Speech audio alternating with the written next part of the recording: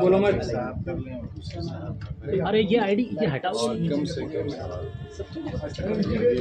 ID मत दो। जी आजम भाई, अब ये 2.5 साल के बाद आपको ये सुप्रीम कोर्ट से राहत मिली है, तो इस मामले को लेकर आपका एक हाई कोर्ट में मामला 5 महीने फंसा रहा, तो सुप्रीम कोर्ट ने उस पर आपको जमानत दी है, तो इसको लेकर क्या कहेंगे? जिस तरीके से फैसले हुए हैं ये रोके गए, मैंने एक मौके पर जेल में जब जज साहब से ये कहा था कि आपके पास आसमान वाले की डेलीगेटेड पावर्स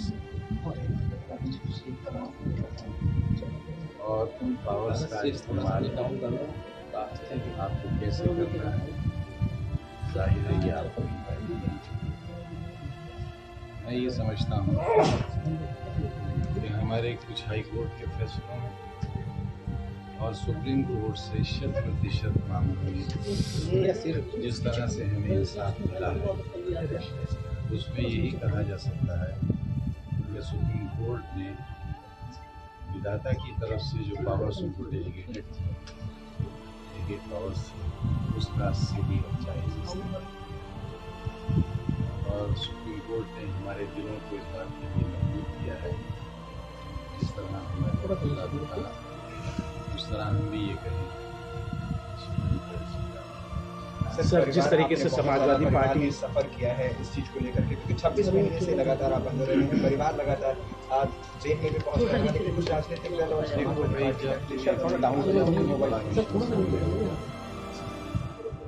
आगे भी बड़ा हो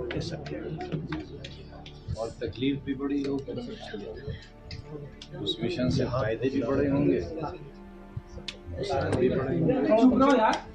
हमारा मिशन राजनीतिक नहीं था। हमने अपने 40 साल के राजनीतिक कार्यकाल में पार्टी के नेताओं के, अपने सियासी यात्राओं के जूते इसलिए सीधे नहीं किए थे कि हमें अपने लिए सोने या चांदी के बर्तन चाहिए। हम कहाँ रहते हैं या हमारे शहर के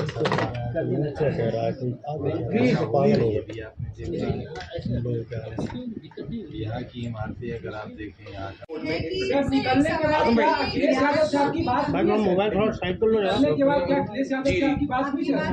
मेरे पास तकरीबन 3.5 साल से कोई मोबाइल नहीं है, और मैं आपसे सच कहता हूँ मैं मोबाइल चलाना भी आज में कपिल सिब्बल साहब ने आपकी वकालत की, क्या उनका और कांग्रेस पार्टी का शुक्रिया अदा करेंगे? मैं कपिल सिब्बल साहब का तो शुक्रिया बहुत छोटा शब्द है, बहुत छोटा शब्द।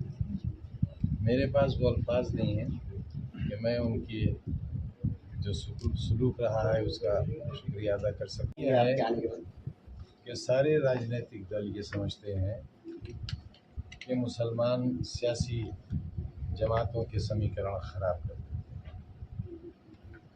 लिहाजा मैं इनके पसंदा बोर्ड ने भी इस इशू को लिया है जिसके बारे में मोहतरमा जिक्र कर रही थी, और आप और बहुत से मामला का पसंदा बोर्ड है, हमारे दीगर उलमा हैं, हमारे कई सेंटर्स हैं, जैसे बरेली का मरकज़ है, मुबारकपुर में है, देवबंद में है, नदवा है।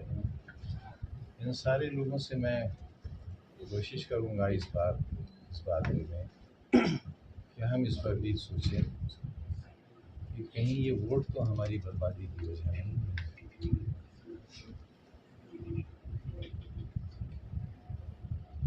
आपको लगता है आप मेरा मतलब समझ सकते हैं? जी, मुस्लिम वोटों की वजह से मुसलमानों को निशाना बनाया जाता है, आपका कहना है? मैंने कहा तो नहीं है सर। सर एक और सवाल, आप नहीं जाती गैरहाजिरी में यहाँ सर, क्या आप चाहते हैं कि वोट का अधिकार मुसलमानों को खत्म?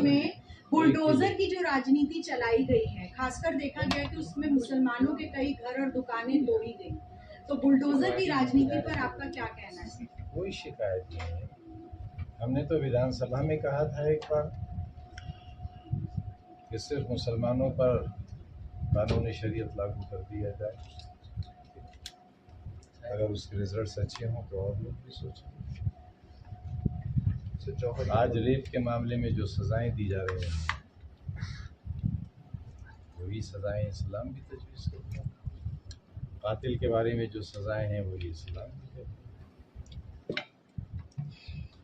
अच्छा आजम सर, एक सवाल आपके समर्थक पूछ रहे हैं कि क्या शिवपाल यादव जिस तरीके से आपके नजदीक है सर, शिवपाल यादव जिस तरीके से नजदीक है, मायावती आपके बारे में अच्छा कर रही है, आपके संघर्ष को सलाम कर रही है, कांग्रेस कर रही है, तो क्या आने वाले वक्त में उत्तर प्रदेश की राजनीति में तीसरे विकल्प की चर्चा होगी? ओवैसी साहब का नाम भी जोड़ना ओवैसी साहब का भी नाम है। क्योंकि ओवैसी साहब ने भी आपकी रिहाई की दुआएं की थी। मैं उन तमाम लोगों का शुक्रगुजार हूँ जो मुझसे मिले हैं जेल में, उनका भी शुक्रगुजार हूँ जिनसे मैं नहीं मिल सका, उनका भी शुक्रगुजार हूँ जिन्होंने मेरे बारे में अच्छी राय बनाई, अच्छी राय कायम की। और वो इसलिए मैं शुक्रगुजार हूँ कि मैं शायद पहला वो बदनसीब शख्स हूँ पूरे चुनाव में जिसे माफियाओं की लिस्ट में नंबर 1 पर रखा गया। और उस वक्त किले के दरवाजे से 4-5 चीजें दाखिल हुई, फायरिंग करती हुई, और उस वक्त के मेंबर पार्लियामेंट में आगे थे और मेरे सीने पर इस तरह 7-8 तमंचे लगा दिए जिनमें जर्मन पिस्टल, मैं हल्के जाड़े थे, प्रिंस सूट पहने हुआ था, सबने गोलियां चलाई, मेरे पैरों पर गिरे रिवॉल्वर्स, कोई गोली नहीं चली।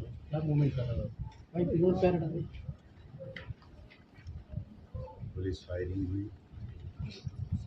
कई 100 राउंड गोली चली, मेरी मौत नहीं आई थी, मैं नहीं मरा। और उसी मैदान में, जिस मैदान में यह हादसा हुआ था, पहली बार सरकार बनी, मैंने वही हेलीकॉप्टर उतारा और लोगों से पहली बार ये कहा, तुमने सुना होगा अल्लाह होगा, तुमने सुना होगा भगवान होता है। मैंने देखा। मुझसे क्यों इलेक्शन कैंपेन में था पिछली बार, आप तो सब पढ़े लिखे हैं, जानते हैं अगर हेलीकॉप्टर के पर में मक्खी के बराबर भी कोई लेस आ जाए तो क्रैश हो जाएगा। 2 करोड़ का हेलीकॉप्टर और तकरीबन इतना बड़ा टुकड़ा ज़्यादा हेलीकॉप्टर के पर का हुआ, धमाका हुआ बहुत जोरदार,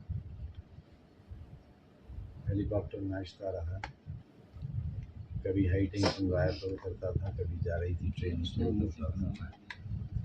पायलट्स पसीने पसीने हो गए क्योंकि उन्हें मालूम था कि उस वक्त हम रसूल मिनल्लाह व कसम खड़ी, सिर्फ एक ही दुआ याद रही थी, वो हेलीकॉप्टर से गिरा और वो ऐसी जगह गिरा जहाँ से आलू निकाले गए थे और खेत बहुत नरम था। जब मैं उस वक्त नहीं मरा, जब मैं किले के मैदान में इतने मेरे सीने पर तमंचे चलाए गए तब नहीं मरा। मुझे इतना भयानक कोरोना हुआ कि पूरे अस्पताल में मैं अकेला जिंदा बचा था। मेरे सामने से सारी लाशें, मेरे सामने वार्ड खाली होता है और फिर भी मैं आपको हमने कैसे शहर बनाया। इस सब के पीछे जो एक बुनियादी मकसद था वो ये था कि मैं क्योंकि लीगल यूनिवर्सिटी का पढ़ा हुआ हूँ और ये मेरी किस्मत की खुशनसीबी कहें या बदनसीबी कि जब मैं LLM का सेमेस्टर स्टूडेंट्स यूनियन का सेक्रेटरी था उसी वक्त उसमें इमरजेंसी लगी थी और मैं जेल गया और मैंने 2 बरस बनारस की जेल में। जब ज़िंदगी की शुरुआत हुई थी तब भी जेल में था, अब जब ज़िंदगी अपने आखिरी दौर में है। सर अपने से कुछ गिला, कुछ शिकवा समाजवादी पार्टी? मैंने अलीगढ़ में एक शेर सुना था तालिब ज़िंदगी में, चश्मे सैयद नगरा है कि शायद,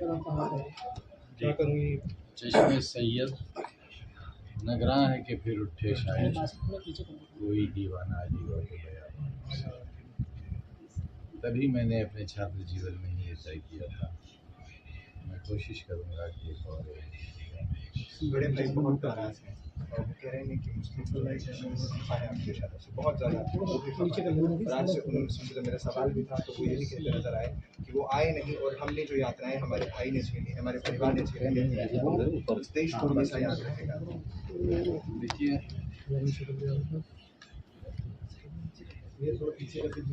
मेरी तबाहियों में मेरा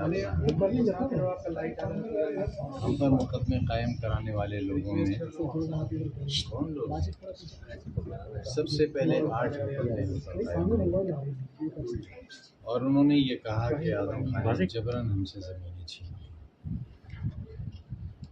उन 8 लोगों ने हम पर मुकदमे किए। यहाँ सिविल कोर्ट 8 लोगों के पेमेंट चेक किए गए थे और जो ज़मीनें 2000 रुपये बीघा की भी नहीं थी, उस वक्त कम से कम 40,000 बीघा उसका दिया। वो सारे लोग मुकदमे हार गए और हमसे लिए हुए पैसे से उनमें से बेशतर ने 2-2 हज किए। अगर 2 बीघा ज़मीन थी तो 8 बीघा ज़मीन खरीद ली। तो सारे लोग मुकदमे हार गए। उम्मीद ये करते थे कि हम उनके खिलाफ मेरा माइक पकड़ने में ऐसा नहीं। 1989 में किले में सबसे बड़ा फूड सेंटर था। कांग्रेस की सरकार थी और यहाँ पर नवाबजादा जुल्फ़िकार अली खान साहब मेंबर पार्लियामेंट हुआ करते थे। उनके बड़े भाई मिर्ज़ा अली खान उस वक्त जिंदा थे और उन्हें हिज़ाई नसीब। मैं, मेरी बीवी, मेरा बड़ा बच्चा बहुत छोटा सा था और छोटा बच्चा गोद में था। मेरी अरे बाजी थोड़ा पीछे कर लो यार। एक चीज़ साबित करने की कोशिश की कि मेरी इंटीग्रिटी डाउटफुल नहीं है। मैं ज़मीर बेचने वाला नहीं हूँ, न मैं मुल्क बेचने वाला हूँ, न मैं कौम बेचने वाला हूँ। ये मैंने इमरजेंसी के वक्त साबित कर दिया था भैया। और 40 साल शायद ही पूरे भारतवर्ष में कोई ऐसी मिसाल हो और शायद अभी तक नहीं है कि एक ही कॉन्स्टिट्यूंसी से कोई 11 बार जीता और एक बार जेल में हो क्या कर रहे हो? तो इतने वोट मिले हैं जितने उसे बाहर रहकर। अगर पार्लियामेंट के चुनाव में भी धांधली और पुलिस की दादागिरी और डीएम साहब की राय तो मैं तकरीबन 3.5 लाख वोट से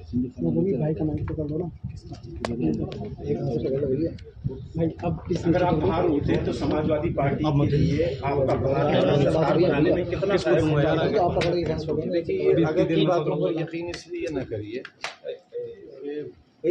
हम आप सब एक ताकत को मानने वाले हैं, सुप्रीम पावर को। यही सब होना था। लीडर ऑफ अपोजिशन के लिए आपका नाम क्यों नहीं जाता? आप इतने सीनियर असेंबली मेंबर। इसलिए कि मैं उससे भी ज़्यादा सीनियर हूँ। लेकिन सर आपके लोगों में नाराजगी है। उन्होंने कहा कि सिर्फ हमारे शरीर से अखिलेश यादव को बदबू आ रही है। आपके आज भी देख रहे हैं कितने समर्थक सड़कों पे थे। वो चाहते हैं कि आजम खान अगर खड़े होते हैं तो बीजेपी का विकल्प एक दे सकते हैं आजम खान। क्या मुस्लिमों का एक बड़ा चेहरा बनकर एक विकल्प दे सकते हैं? क्या मायावती और अखिलेश के साथ? इस वक्त मेरे लिए बीजेपी, बहुजन समाज पार्टी या कांग्रेस इसलिए बहुत बड़ा सवाल नहीं है क्योंकि ये मेरे परिवार पर, मेरे लोगों पर हज़ारों की तादाद में जो मुकदमे दायर किए हैं, मैं ये कह सकता हूँ कि मेरी तबाहियों में मेरा अपने लोगों का बड़ा कंट्रीब्यूशन है और मालिक से दुआ है कि उन्हें सद्बुद्धि आए। क्या आप इशारों में सब चीज़ कह रहे हैं, आपका अपना अंदाज बयां जो है वो बिल्कुल जुदा होता है, लेकिन सब लोग जानना चाहते हैं कि जो तकलीफ और जिस 27 महीने की पीड़ा से आप गुजरे हैं और जो एक पार्टी होती है, देखिए एक माँ बाप के तौर पर पार्टी होती है आजम भाई, उस पार्टी ने क्या आपको लगता है कि जिसके लिए आपने 40 वर्षों तक सड़क पर, अभी आप बता रहे हैं किस तरीके से गोली चली आप पर। लेकिन सुना ये है कि महबूबा के कहने पर किसी ने अपनी माँ का दिल निकाल लिया और वो दिल निकाल करके महबूबा की तरफ बढ़ गया, ठोकर लगी और दिल के साथ गिर गया। तो माँ के दिल से आवाज़ आई थी, बेटे तेरे उन्होंने बहुत कोशिश की, मैं फिर जिंदा बाहर आ गया।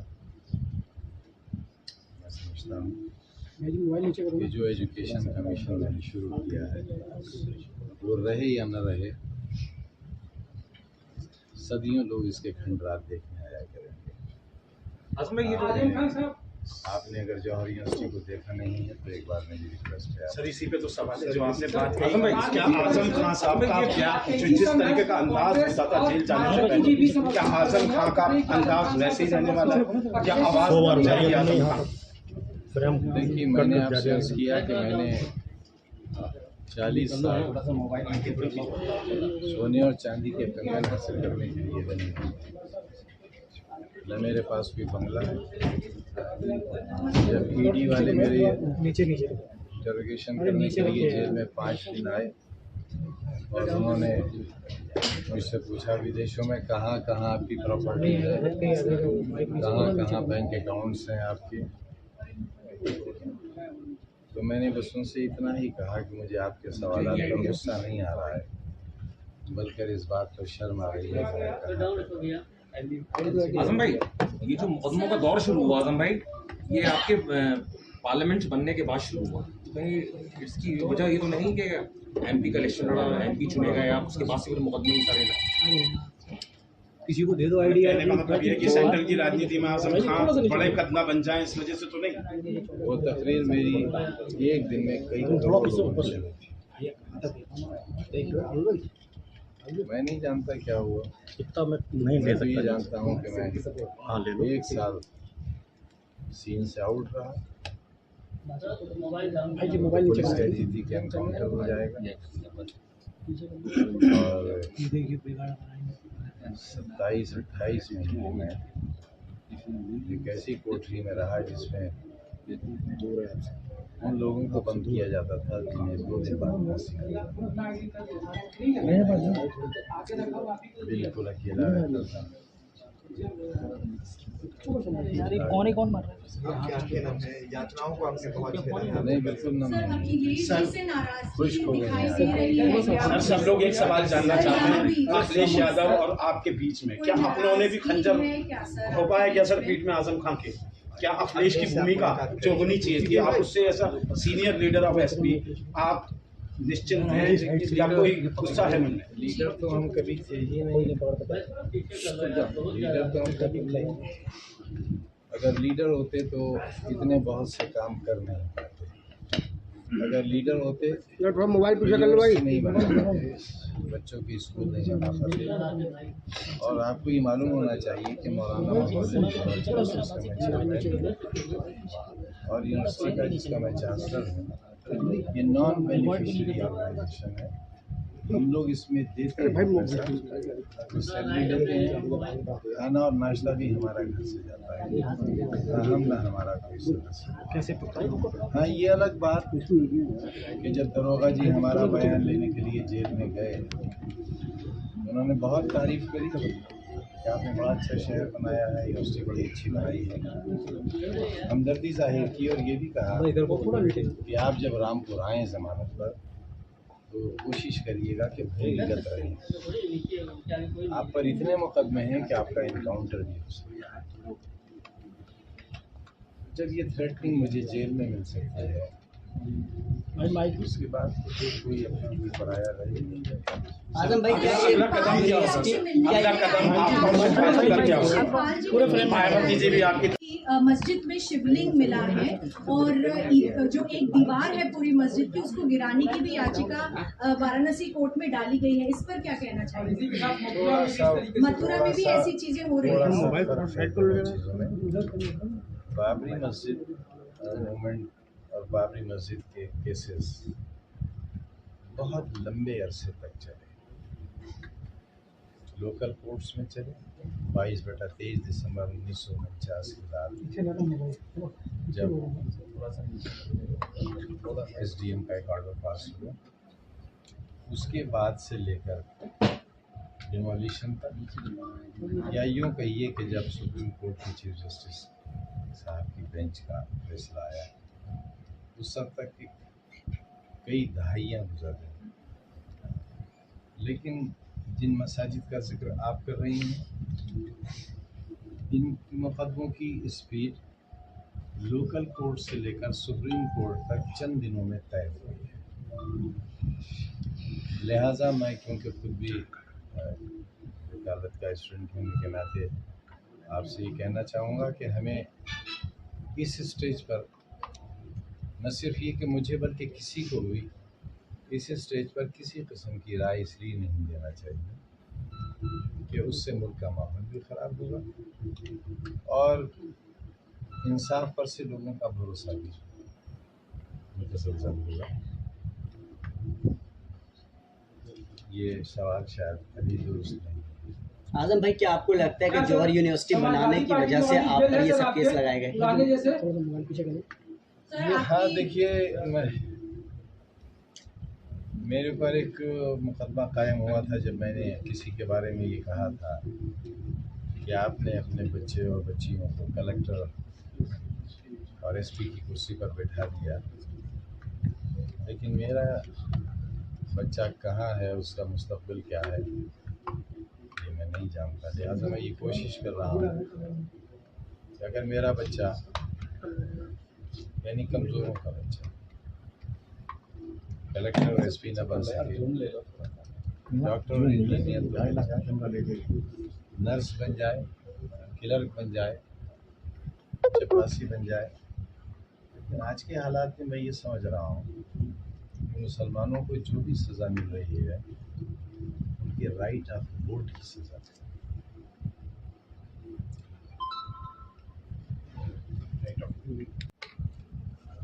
बाद में अंसारी का नाम, क्या नाम है उनका पूरा, मुख्तार अंसारी का नाम, और तीसरा अतीक अहमद का। तो मैं आपसे भी और समाज से भी जानना चाहता हूँ कि जिस शख्स की गाड़ी से भी आज तक कोई नहीं टकराया, जिसने आज तक किसी पर हाथ नहीं उठाया, जिसके खिलाफ एक 323 का कभी मुकदमा कायम नहीं हुआ, जिसके खिलाफ जल निगम में जो मेरे ऊपर रिपोर्ट हुई, SIT बैठी, उसमें भी गबन का इल्ज़ाम या रिश्वत लेने का इल्ज़ाम नहीं है, बस ये है कि मेरा असर से काम हुआ कुछ। मुझे जब बेल मिली है तो उसमें जज साहब ने बेल में कहा है कि जिस व्यक्ति के खिलाफ कोई एविडेंस नहीं है उसे 2 साल से जेल में कैसे रखिएगा। तो और आपको मालूम होगा सुप्रीम कोर्ट के जज साहब ने भी, मैं उनका यकीनन एहसानमंद हूँ, उन्होंने भी ये कहा कि 1-2 मुकदमे तो सही हो सकते हैं, लेकिन 80 मुकदमे किसी पर सही नहीं हो सकते। और आसम में बाई इलेक्शन में जलवा बरकरार रहेगा इंशाल्लाह आपका आने वाले पार्लियामेंट? अभी तो भाई मैं कुछ नहीं कह सकता, क्योंकि मैं तो लड़ूंगा और सेहत भी मेरी अभी ऐसी नहीं है कि मैं बहुत भाग दौड़ कर सकूँ, क्योंकि जो कुछ हमारे साथ जेल में हुआ है वो आपको हमारी शक्ल से नजर आ रहा है। सर, सवाल नहीं खड़ा है, और अंदाज आपका वही रहेगा पूरा। और समझ आज भी ये नहीं आती कि आखिर आज की सरकार को या सरकार की जो पार्टी है उसको हमसे इतनी घृणा की वजह आज तक ये नहीं समझ सकते। अब असेंबली में सामना होगा, आजम भाई पूछेंगे इस घटना की वजह, योगी से सवाल करेंगे, कम से कम जाने की कोशिश करेंगे। आजम सर, जेल में आपके साथ सामान्य व्यवहार होता था या दूसरे तरीके का? मैं भाई ऑर्डिनरी कैदी था, कच्ची दाल के पानी से रोटी मिलती थी, दाल नहीं होती थी, सिर्फ पानी। ठीक है सर, थैंक यू सर। बहुत शुक्रिया।